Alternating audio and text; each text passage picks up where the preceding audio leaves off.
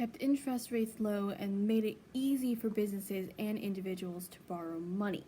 So people were buying things like new cars, appliances like refrigerators, powered washing machines, and making small monthly payments instead of paying the full price.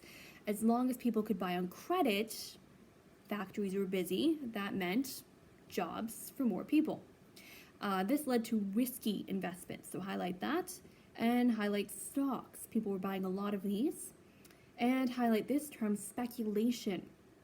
Highlight that these were risky investments for the chance, keyword chance, of making a quick profit.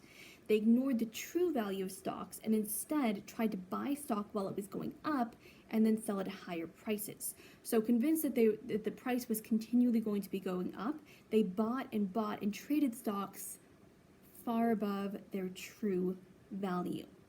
So highlight the Great Depression and the stock market crashes. Now remember, people have been buying on credit. They owe debt. People have been speculating. They've been buying stocks much higher than their actual prices. So when the stock market crashed, all of that came crashing down with it. People who had sunk a lot of their money, some of them even their entire life savings, into stocks, lost everything that they had. So highlight on page 370, October 29th, 1929. Know that date. Know that it is remembered as Black Tuesday. Stock prices plunged downward. A record 16 million shares changed hands. Investors lost $30 billion in a matter of weeks.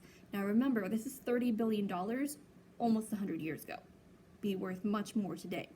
So all those speculators just lost a lot of money. Practically overnight, they lost everything. In reaction to the Great Crash, the Federal Reserve shut off the supply of credit, leaving many in debt with loans they couldn't repay. All those cars, all those new houses and machines, now they couldn't be paid off. So highlight that many in debt had loans they couldn't pay.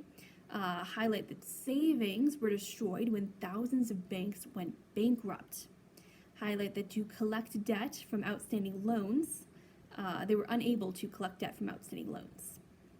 Highlight that many factories were cut down or shut down altogether.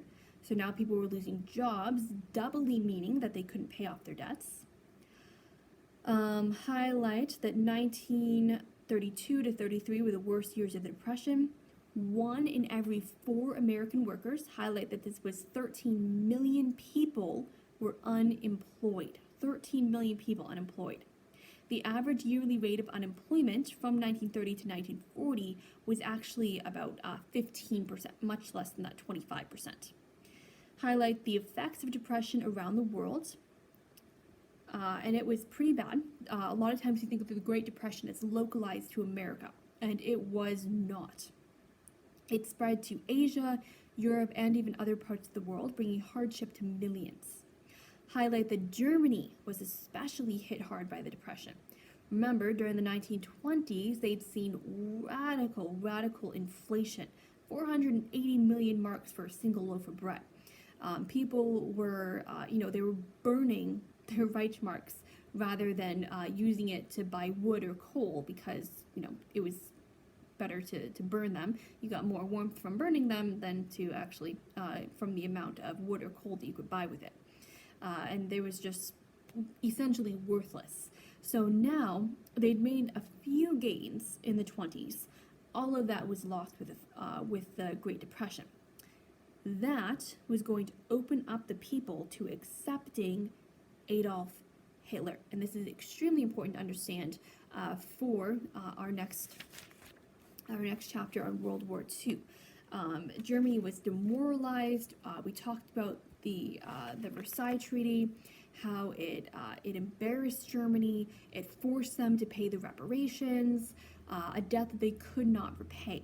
So they're embarrassed, they're broke, and Adolf Hitler is going to rise to power, promising to restore pride, to restore prosperity, and all of this this mess of the 20s and 30s is going to just lead directly to the next World War. And what's interesting is that Field Marshal Foch, you should remember him from the previous chapter, when the treaty was signed at the end of World War I, he actually made the statement. He was very angry. He didn't like the treaty. He made the statement, this is a temporary peace that is only going to last 20 years. I'm not using the exact words there, but you can look it up. He really said it, and frighteningly, he was exactly right. He had no idea at the time exactly how right he was. So that is chapter 24 highlights. You can hit me up if you have any questions. Let me know if you need anything, and I hope you guys all stay safe. Have a good day.